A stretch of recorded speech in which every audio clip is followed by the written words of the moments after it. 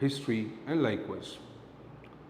As you know, the number of aspirants have swelled, or number of people aspiring to be civil services has increased to somewhere 20-25 lakhs, but almost half of them actually fill the form, and that too half of them actually appear for the exam. So appearance is almost 8 to 10 lakhs, not more than that. Many of them, as per the UPSC report, also drop out from the mains exam. That is little surprising, but yes, that is also a fact, or data shows that this is also a reality. So if we go for an overall analysis of the role of optional in the exam, it plays a very crucial role, but it is not only the primary area, right, which can make or mar your chances of success in the exam.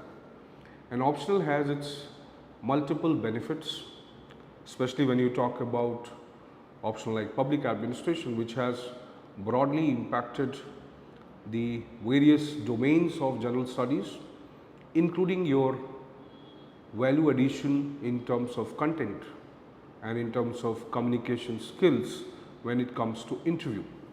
So today we will be talking about these things, plus a basic orientation of what public administration is, how public administration needs to be studied, and it is not just the market sentiment that must regulate the behavior of any student. Market sentiments may say tomorrow that, okay, fine, watching web series on Netflix is the only way, right, to qualify UPSC. So people might be obviously inspired to do that also, but that is not how the a real aspirant and an aspirant who actually understands the realities of a competitive exam will act. So you have to go through hardcore facts. You also have to understand the domain of the subject. You have to literally understand the basic, I would say, the undercurrents, the hidden meaning between the line aspects of the subject, and then only you have to decide that whether this is something good or bad. In fact, I would again say good or bad is not the criteria. The criteria is only whether I as an aspirant, am I willing, am I having or am I getting that passion to study this particular topic, right? A lot of things also depends upon the way you are taught, the way you are nurtured, the way you are oriented to tackle a particular topic or a subject. So in that regard also, that is why probably we have initiated this system primarily for one of the reasons that we can nurture and hone people with specific skills, specific requirements of the examination, and not merely just a symbolic process of preparation, completing their topics and giving them some notes and then just saying, okay, fine, go and revise it, and then when you want to improve your writing and all this, come for the test series. No. So this program that we have designed includes all these aspects. This program includes within itself the conceptual understanding, the answer writing skills, the discussion part, the debate part, and that is what the meaning of this E in the prodigy is, that empowering through education and not just information. Information is only one of the means of that empowerment. So it is basically the knowledge, and it is not the knowledge in the form of some facts or data or some, you can say, content, but knowledge is in the form of your ability, how you can transform this entire understanding of this exam, right? So that is what we intend to do. So we'll be talking about this idea. Now obviously public administration has undergone tremendous transformation, starting from the, if I take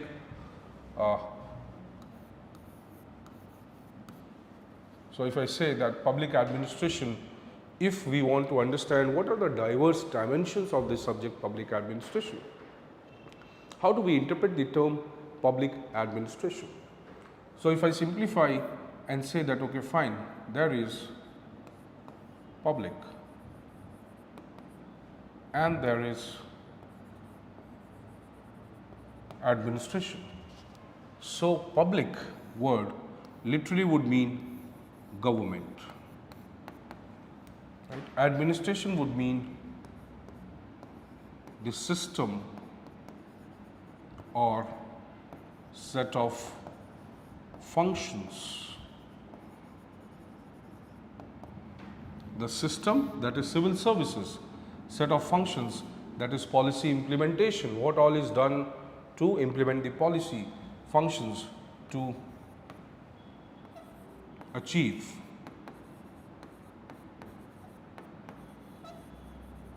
the goals of government, right? So this word public literally would mean government.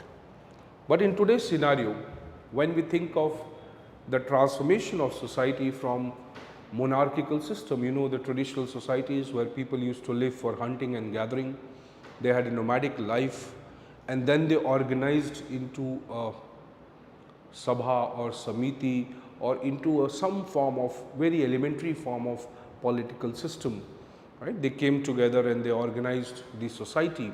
They started farming and they started living adjoining to fertile lands, alluvial lands and alluvial plains, I would say, right, or river banks. So they started living there and they organized their life.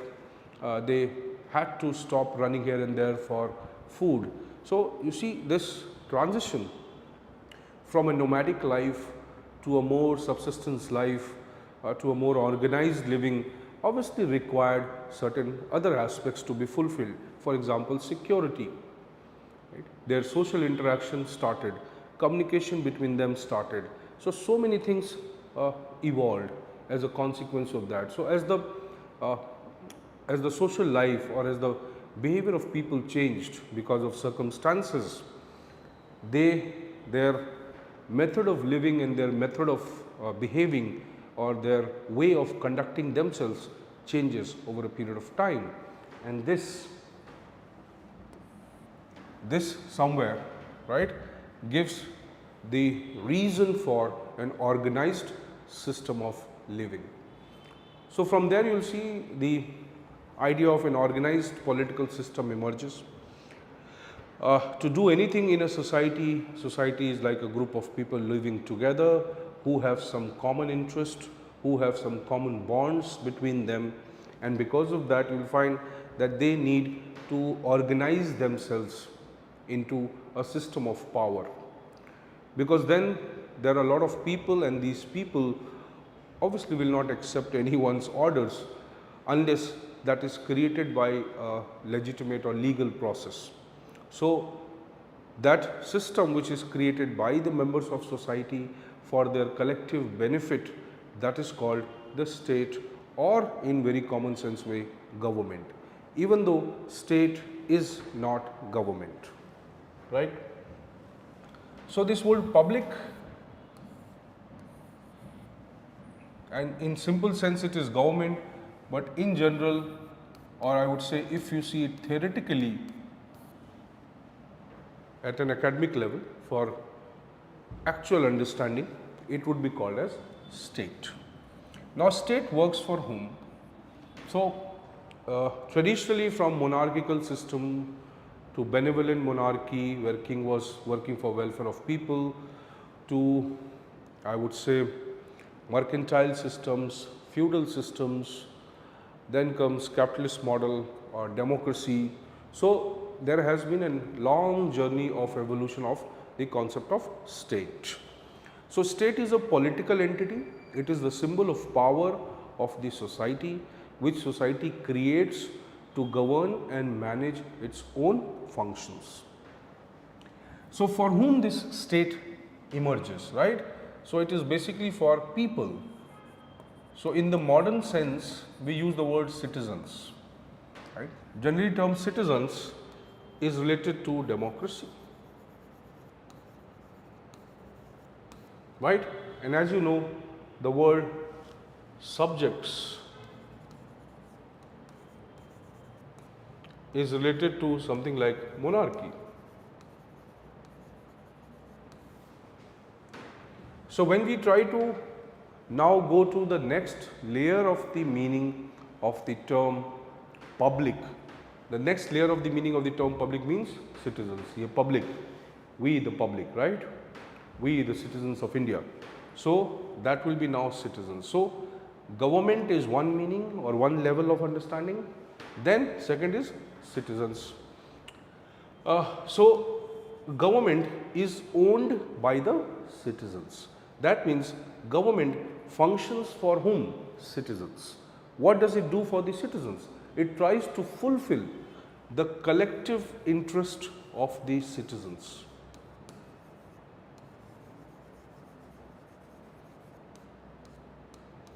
Right?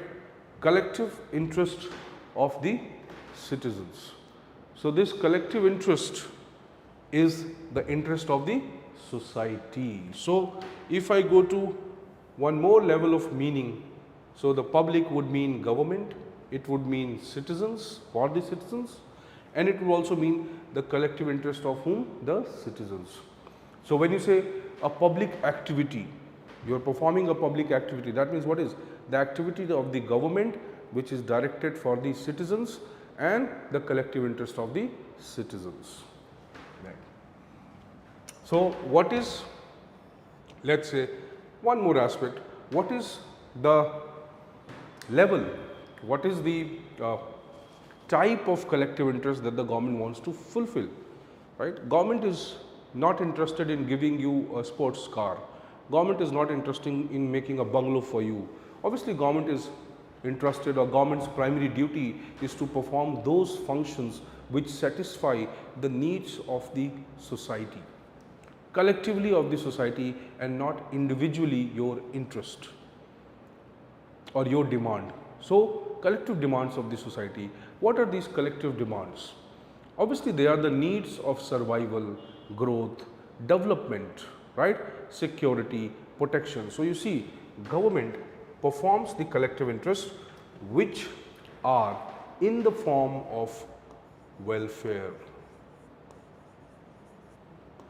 right? Which are in the form of welfare, which can be called as the form of public interest. So collective demands and supply.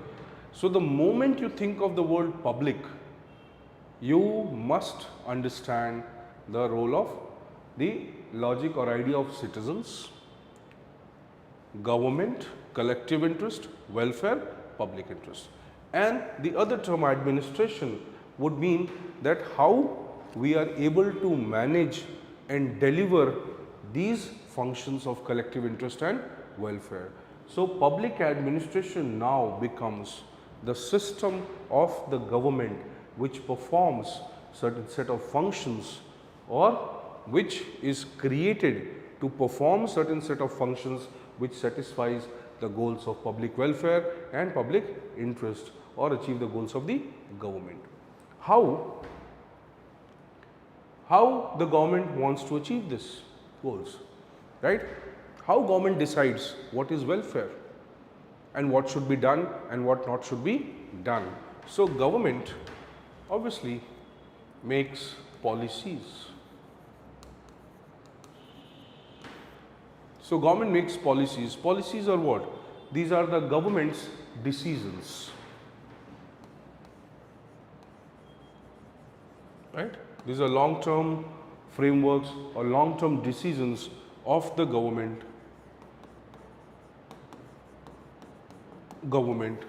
right, which are made through a specific process. There is a specific way of making these policies. For example, Council of Ministers, various ministries, their departments, they make the policies. So government makes the policies, and these policies are now implemented by administration. So see, formulation of the policy by the government and implementation of this policy by the administration. So very simple, that whatever government wants to achieve, the goals of welfare and public interest, whatever it decides to do to provide benefits to the society, to overcome the problems of society, to cure the problems of society, right? And whatever it decides to do and defines a framework for that, that is now the task of the administration. So, administration involves various activities which are performed to achieve the goals of the government which has been decided. Now, that is what administration is. So, we have several definitions of administration, right, which helps us understand.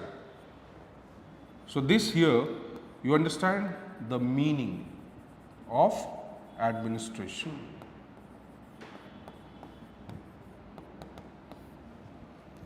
So, meaning is a system, a set of system with a set of specific functions which are used to implement the policies made by the government. That is the meaning. Obviously, there are theoretical understanding like the term public is government, and administration comes from the term administrare, right, which means to serve. Right? It's a Latin phrase which means to serve. So, serve what? The society, right? Serve which functions or which goals? How to serve the society? By pursuing the goals. What kind of goals? So, to serve it needs goals, right? Goals, right? What goals are these? These goals are welfare, inclusion. The weak, the vulnerable should be included in the process. Then it should work for development, health, education, basic infrastructure, and so many other functions. So, welfare, inclusion, development, security, right? Law and order. People should be protected. There should be no violence. People should find a peaceful environment to live. Goal of the government. Fine. Then growth, industrial development, growth, infrastructure.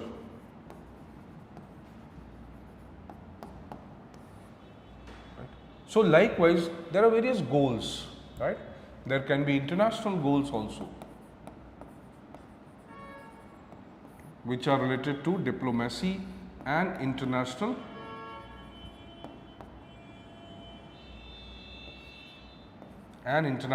relations. See? So, it has to serve. What are aspects it serves? It serves so many broad aspects. So, meaning of public administration is government system which is serving the goals of the society. What goals it serves? This. So, the idea that to serve means that there is a duty. Fine? It simply cannot be we say serve. How will it serve?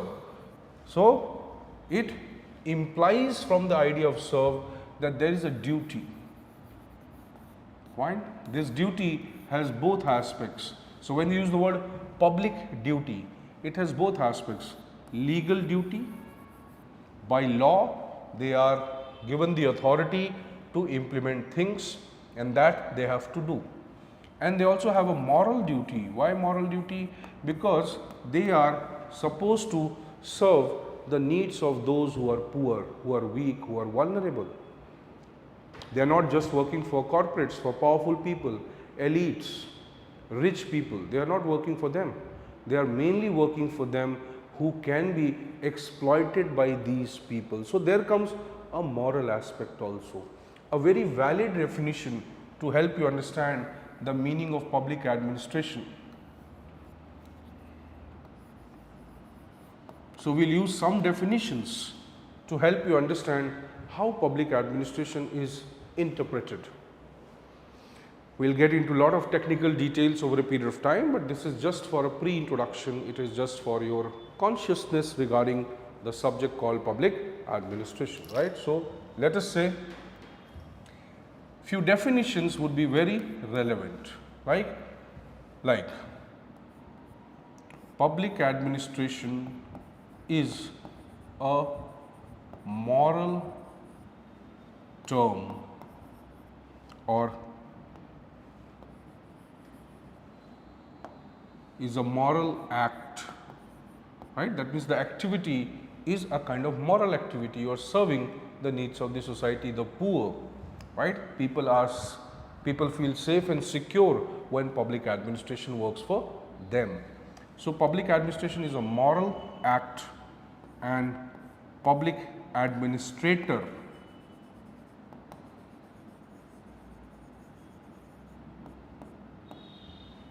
is a moral agent, right? So see, there's a very interesting definition given by a person, Ordway Ted. Public administration is a moral act and public administrator is a moral agent. Fine. Then there is another person, Gladden. He says administration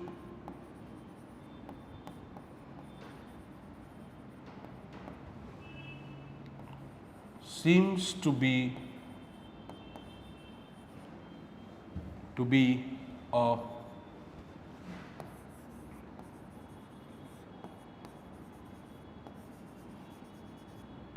pompous term. Pompous term means too superfluous, right?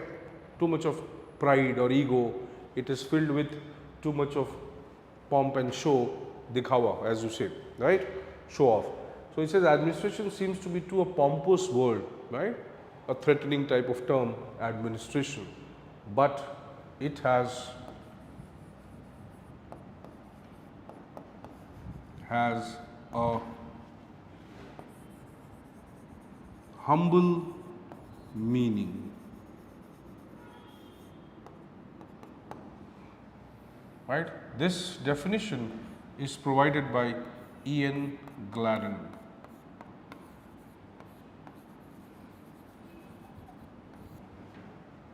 Right? Very interesting, right? Both of them somewhere are reflecting the moral nature of public administration, that it has a service motive.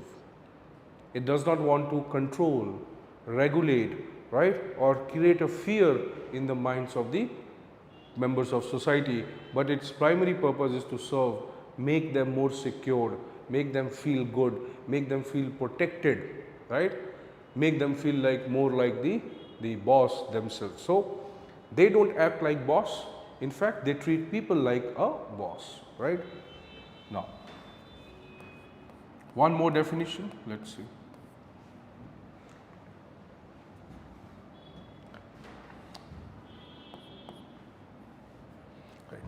Fifner and Prester, see, public administration comprises of all those functions,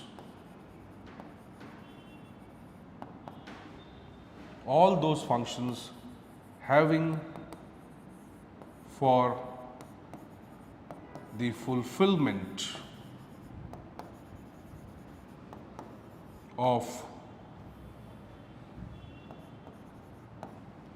the goals of the society,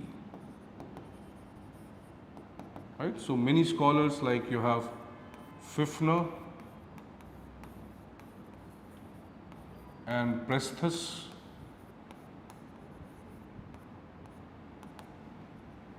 right? Fifner and Presthus, or you have people like Negro and Negro.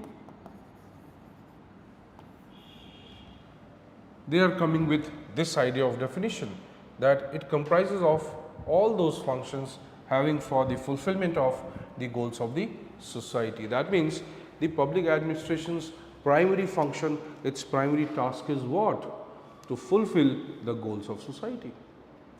So, a public administrator's moral, legal, and in fact his willingness is to serve the society.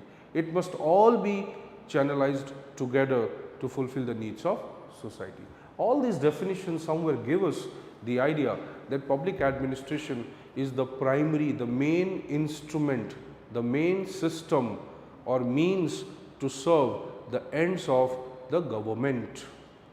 And the role of the government is to fulfill the needs of the society. So, this is how probably you can understand public administration's meaning and its importance in the society.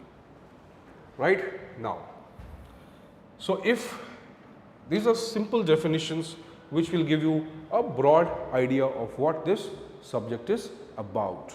But if we want to understand the origin of the subject, as you know, since the dawn of human civilization, public administration, if I say the historical context,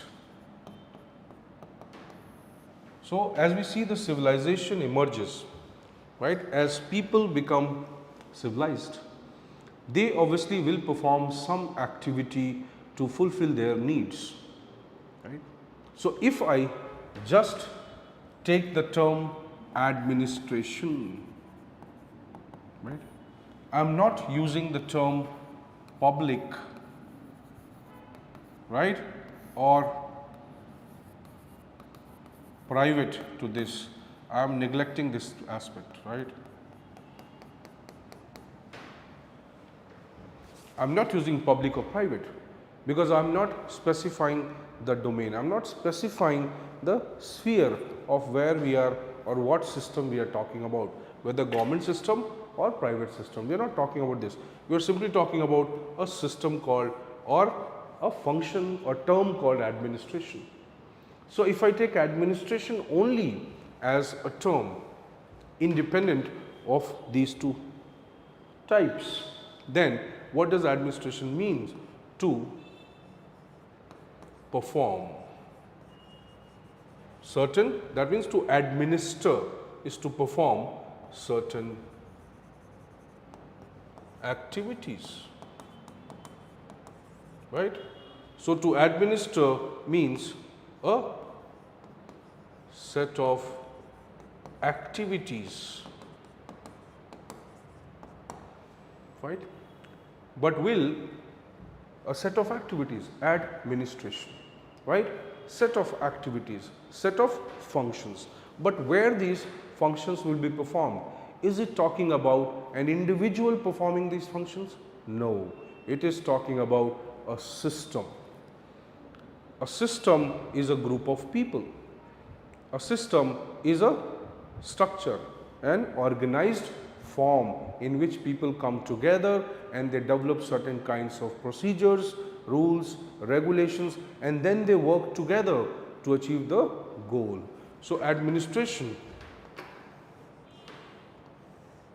or the functions of the system of administration, right, or these activities will be performed somewhere in some format.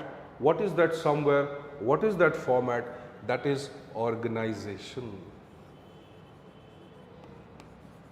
So, now I can simplify and say that administration is a set of functions, set of activities performed in a system which we call as organization. Organized, organize means something which is systematic, which is defined, which is structured in a particular manner, right. So, organization, something which is defined, something which is defined, something which is structured,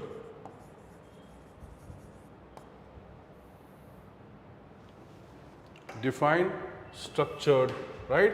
It is organized in a particular manner.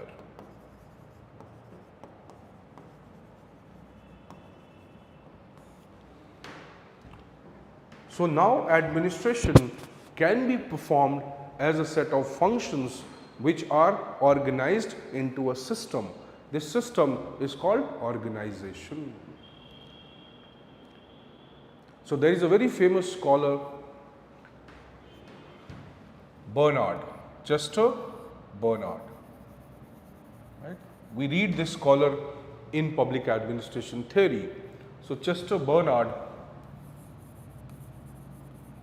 right, says that how come an organization comes into being? What exactly is an organization? So he says an organization will come into being. It will exist when these three conditions are fulfilled. 1, 2 or more persons coming together. See, try to understand. When he's saying 2 or more, that means that it is not a system which is or which comprises of an individual. An individual cannot be an organization. It has to be group of people together. So when these people will come together, right, they will come together because of something. What is that something? Right? What is that something? There must be common purpose. Right? They should have some common goal, otherwise why will they come together? You and your friends plan to go for a movie. Obviously there is a common purpose going for a movie. Right? So there must be a common purpose, which we call as goal. So there must be a common goal. Fine? Then there must be, right?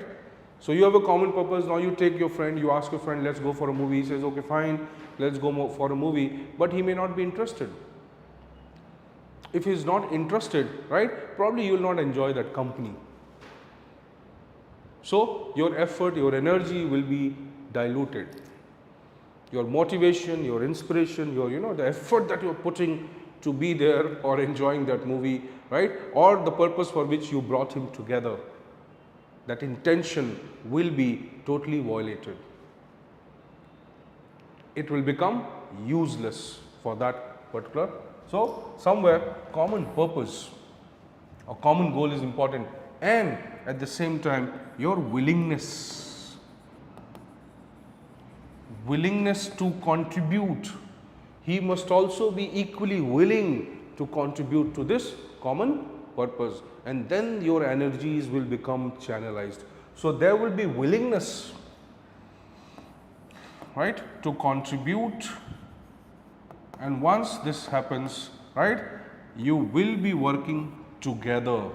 You all will work, right, you will take your initiatives, you will become inspired, you will be motivated to work, and that will be coordination.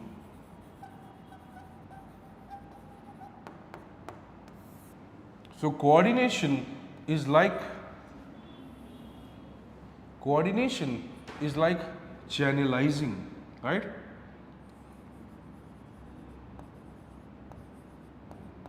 Is like channelizing your energies.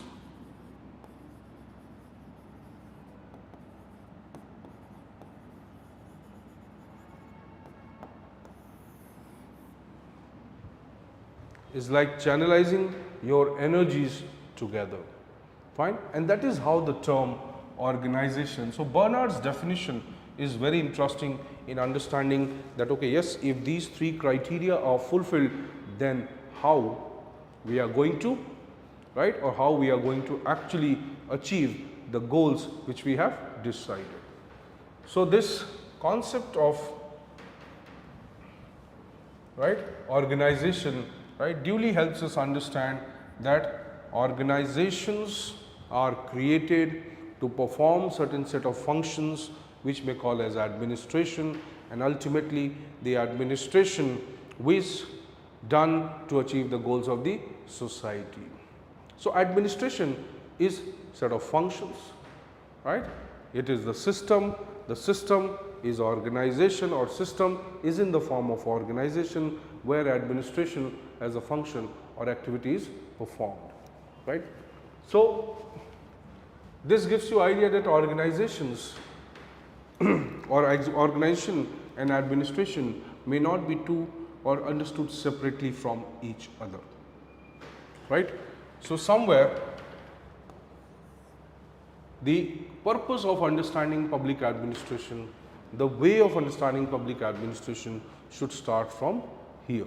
Now obviously we are going to deal with various topics in a very strategic manner, in a very organized manner, where many things will be interrelated to each other.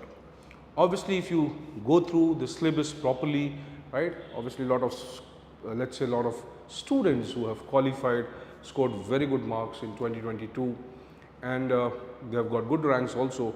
So we only one thing that was common amongst them was that all of them somewhere tried to or somewhere were able to understand or interpret the theory in the practical manner. They were able to interpret the theoretical understanding which paper 1 provides of public administration with the Indian administration of paper 2. So this optional had, right. So if you see UPSC syllabus, we are already going to bring 4 parts of the micro aspect of paper 1 syllabus and 4 parts of the micro aspects of the paper 2 syllabus on our YouTube. So you can always keep watching. So if you see this syllabus, okay, this is mainly divided into paper 1 and paper 2. Paper 1 has 12 units, right, or you can say 12 topics, and paper 2 has 14 units.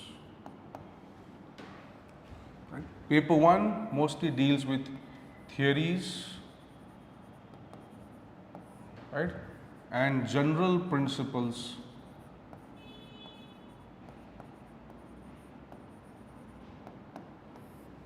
of understanding public administration, right. What is the origin, source, right, to a large extent vocabulary of various terms which are used in the subject. So it will help you understand how the emergence and growth of public administration took place in the context mostly of America and Europe, right. So that aspect you will learn, and it covers a lot of broad features, right. So you can understand this way that it will help you understand the very basic concepts of what public administration is. What are the building blocks of public administration? Building blocks, all the constituent elements of public administration, fine. So you can say this way that if public administration, right, is a huge what you can say a cake, right. So what are these constituents of that cake, public administration? That is this theory. So once you eat it, you will have the understanding of its diverse taste, diverse elements, probably different types of taste that you need to understand public administration. So what are the ingredients, right? What are the components of public administration as a subject, as an area of study? This is focusing on Indian administration, right. So Indian administration, again broadly we try to understand the practical and the real issues of governance in India. So how the Indian government is functioning, what Indian administration is doing, right? How does Indian administration looks like, what are its components, what problems it faces, what kind of problems and challenges it deals with, what are the policy goals in India. So we'll study all this here. It has very vital, it has very unique aspects which must be focused from the purpose of examination, right. very unique aspect. One, the evolution, right? You have to understand, I am not saying this is a very important chapter, I am simply saying you have to understand that how the British, Mughal and traditional India has impacted the emergence of administration today. So, what is today's administration? Based on the historical factors that has or that have impacted this administration, right. Then there is another area or important aspect to be understood is of district collector's role, district collector, right, or district administration. This is very vital because if you know, all of you want to become IAS. One of the primary reasons for becoming the IAS is that you will become collector. No other service is there through which you can become collector except becoming a state civil service officer, and that to SDM, and that to maybe 20-25 years it will take for you to become a collector. But a young IAS of 6-7 years, 8 years becomes a collector. Collector is one of the most glamorized, probably most important in real sense post in the entire Indian administration. Collector's role or collector's position has been there since 1772, right, when your British Warren Hastings established the office of collector, right. But there is a big difference because this office was mainly for the collection of revenue. It was created for the collection of revenue, so you can say he was revenue collector. But later on, many changes took place, like Regulating Act comes and Britishers brought many laws, right. And you see this position later on became that the collector's position was so powerful in the entire district, because district became one of the main territories of growth, development and administration by the Britishers. That means the basic unit of administration of this entire country was district. So, they became very powerful functionaries. Even today the collectors are very powerful functionaries. So, you have to understand that what is a district administration, what is the role of collector and how the role of the collector is changing today. That is very important aspect here in this paper, especially after globalization or technology, right, or the growth of media and Panchayati Raj institutions. Fine. So, this brings us to our next important aspect is local governance.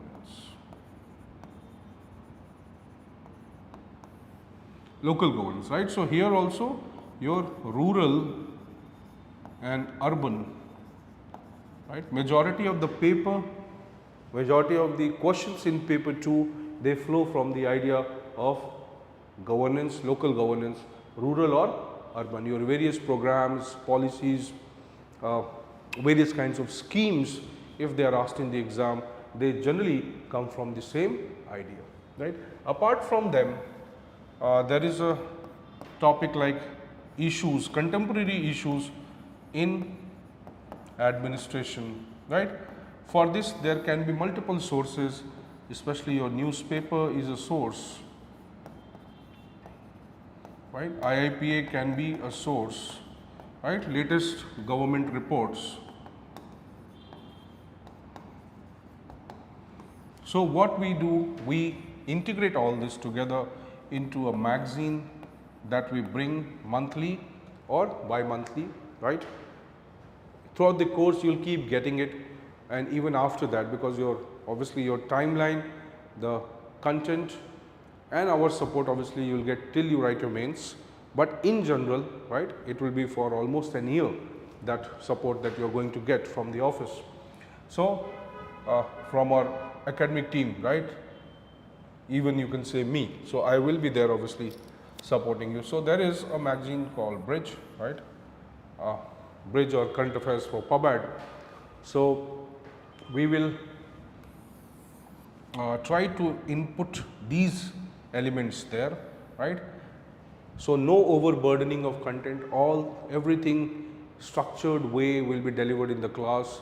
Things are to be interlinked, and then they will make you write that. So you'll get all the notes. Whatever your notes are there in your notebook, that will be your primary source, and probably you will not need anything else apart from that. Yes, handouts will be given, what we call as, generally the others call as notes. So we give them as handouts. Why? Because it is aligned with the class. If we give you an entire bulky content, useless, frivolous, superfluous, without having any essence with the class, then it is illogical. So handouts will be given which will be aligning with the class. The class may be more descriptive, more broad, because obviously it will be focusing on your on you imbibing or learning step by step the methods and understanding of this subject. Fine. So this handouts will be there. Handouts will cover them. Your class test will be conducted. Right. Every day we are discussing a lot of questions, and that is why we use the word democratizing, because our focus is not just on linear transmission of notes, just giving you notes and making you write certain things. No, it is more about learning. So there has to be a two-way interaction, right? For example, for weekends, Saturday is purely for doubt session. It's purely for discussing multiple dimensions of the topic, right? You're reading a book, bring the content from the book, questions, previous year questions, right? All those elements will be integrated into your weekend doubt session, right? So I hope you have at least understood the basic meaning of public administration, right? Various definitions and the scope of the study of the optional for UPSC. Now obviously there are multiple aspects of that. When you interpret public administration, you can do that in so many ways, as a subject, right? As an activity, as an organization, as a social system. So let me just give you one diagram for this, which will be discussed over a period of time. So if I now want to understand public administration, I will have to diversify, right, it into a discipline. A discipline is the subject or subject matter. What content we are going to study. Then you can take this as a set of functions, right? Activity. So set of functions or activity that you perform, right? Welfare, justice, inclusion, transport, growth, development, security, lot of functions. Right? So it is a subject, it is set of functions, it is a system, right? An organization, what you call as bureaucracy.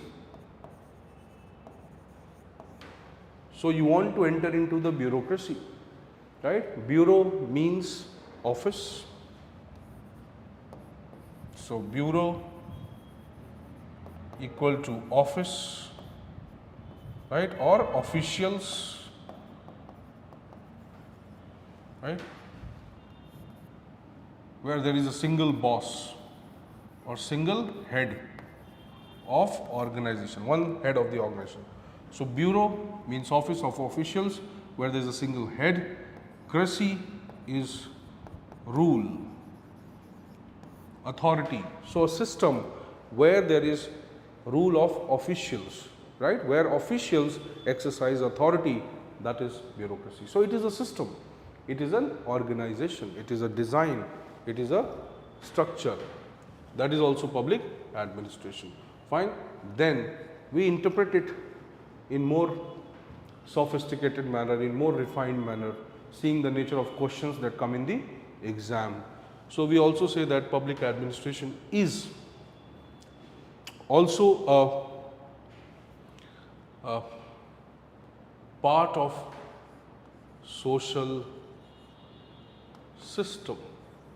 Social system means that, for example, we have a public administration in USA and you have a public administration in India, civil services in Europe, civil services in India, right, and likewise. So, every society will have some unique elements of its culture, history, politics into the administration. So, in every society the administration will reflect some of its uniqueness, and that is how we understand or we distinguish public administration from of one society to public administration of another society, right. So, when you say civil services in Pakistan and civil services in India, obviously there are two different aspects. So, they will have something very peculiar in them, that is a social system, right. It also somewhere means that public administration serves the needs of the society. It is integral to the growth and development of society, right. Then we may also interpret in new formats today, globalization, technology and likewise, right. So, we use the word public administration is a means, it is an instrument. It's an instrument for what, right? It works under the political system, it works under the ministers, prime minister to achieve the goals of society. So, instrument view or PubAd as instrument means that public administration is the instrument or it is the technique through which or it is the set of functions through which the government achieves its goal. So, public administration is not government, it is part of the government, it is the hands of the government, right, or you can say it is the action part of the government. So, in so many questions, why we are dealing with this kind of diverse understanding of this topic, because in so many questions you will find that the examiner or the UPSC has used the term public administration in these distinctive meanings, right. So, as we change the meaning, right, that I am a good person, yes, good, the word good remains same, but I am a good engineer, the word good remains same, but the context changes, right. So, it is also very important and relevant to understand diverse meanings of public administration, in what context this word has been used, right. So, we will carry forward with our discussions in the classroom, right. All of you who have doubts, who are having any problem in terms of understanding public administration, in general also people who are not part of our institution in terms of admission, they can also come and discuss with us, right. Let us see how we can help you, fine. So, thank you so much for listening to me today. I hope you were able to decipher, you were able to understand the basic meaning of public administration, and likewise, like I told you, we will be breaking down the syllabus into micro topics, so that any student of public administration is able to at least understand what exactly he or she has to study when they think of appearing for this optional. It's a beautiful, it's a wonderful optional, very dynamic, and it has lot of contribution to your general studies and to so many other aspects of your preparation. You start making sense of newspapers if you understand public administration properly. Otherwise, a person has to understand GS first, and then probably he can understand the newspapers later. But a PubAd student can very easily understand the newspapers if he starts understanding the vocabulary of public administration. And this is exactly how we teach you, right. We do not teach you, or we not just start the lecture from telling you the meaning of PubAd or definition of PubAd, right. We first help you go or come to the level of the examination, or to the level of understanding the nature of examination, and then we take you slowly forward to tackling and combating the kind of fierce competition UPSC is, right. Thank you so much for listening. Have a good day. Take care.